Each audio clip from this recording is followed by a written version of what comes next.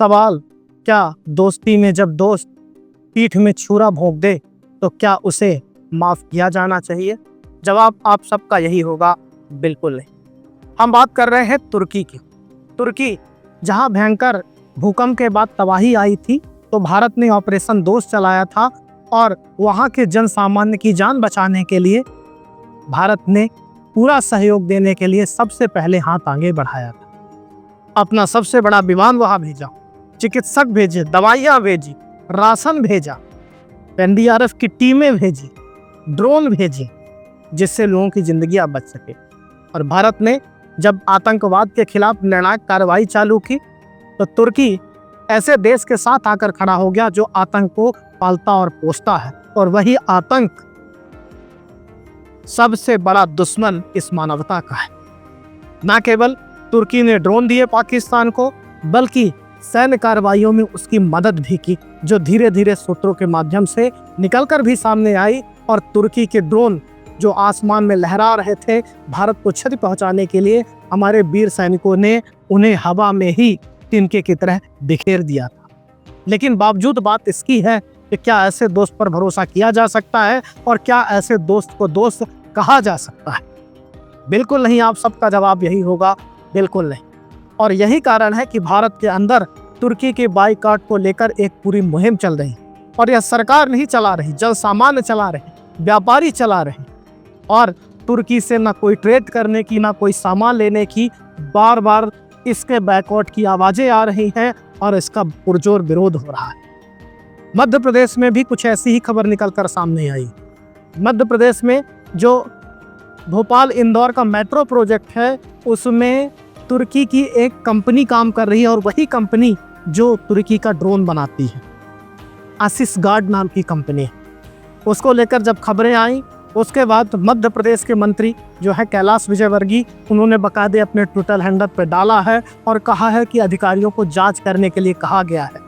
अगर यह जो कंपनी है तुर्की की, अगर किसी तरीके की संलिप्तता इसकी पाई जाती है कि वह हमारे विरोधियों के साथ खड़ी रही है और ऐसा उनके सामानों का उपयोग हमारे देश के ऊपर हमला करने के लिए और देश को नुकसान पहुंचाने के लिए किया गया है, तो हम बिल्कुल बर्दाश्त नहीं करेंगे और कार्रवाई करेंगे। और जो अनुबंध है कि जो इंदौर भोपाल मेट्रो प्रोजेक्ट में डिजिटल जो प्रणाली है, उसके लिए अनुबंध इस आसिसगार्ड कंपनी ने किया है, तो उसके अनुबंध को पूरी तरीके से समाप्त किया जाएगा। अब आवाज विपक्ष की तरफ से भी आई है। उमंग सिंघार ने भी कहा है कि अगर ऐसी बात है तो त्वरित कार्रवाई होनी चाहिए।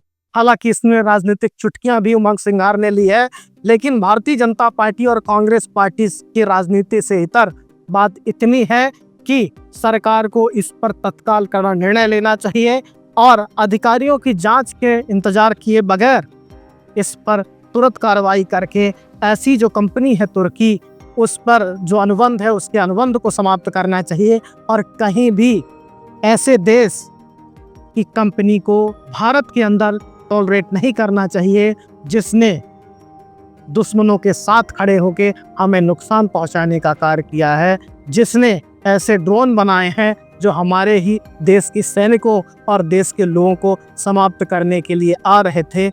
गनीमत है और शौर्य है हमारे सैनिकों का कि उन्होंने दिखा दिया कि हम में कितना दम है, और भारत माता की जयघोष के साथ ऐसे ड्रोनों को हवा में ही मार गिराया।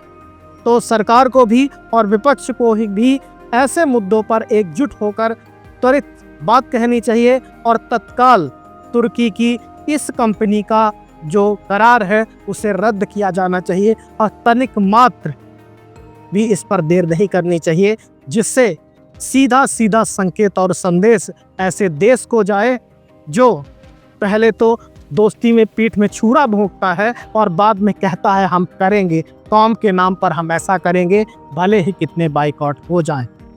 तो भारत की जनता बड़ी सजग है, बड़ी बिल्कुल जानकार है, और लगातार जनता ही ऐसे कैंपेन चला रही है। अब सरकार को भी ऐसे कैंपेन जब चल रहे हैं तो अपना निर्णय लेना चाहिए और दिखाना चाहिए कि जब बात देश की सुरक्षा, देश की आए और ऐसे देश जो हमारे देश को नुकसान पहुंचाना चाहे, ऐसे देश की किसी भी कंपनी और ऐसी कंपनी जो स्वयं उस ड्रोन को बनाने में सहभागिता निभा रही है, जो भारत को नुकसान पहुंचाना चाहते थे, भारत के सैनिकों को नुकसान पहुंचाना चाहते थे, ऐसी कंपनियों को तुरंत कहीं भी टॉलरेट नहीं करना चाहिए और तत्काल उनका अनुबंध रद्द करना चाहिए। खबरिया में आप इस तरह की खबरें देखते रहिए, सब्सक्राइब करते रहिए। बहुत बहुत धन्यवाद।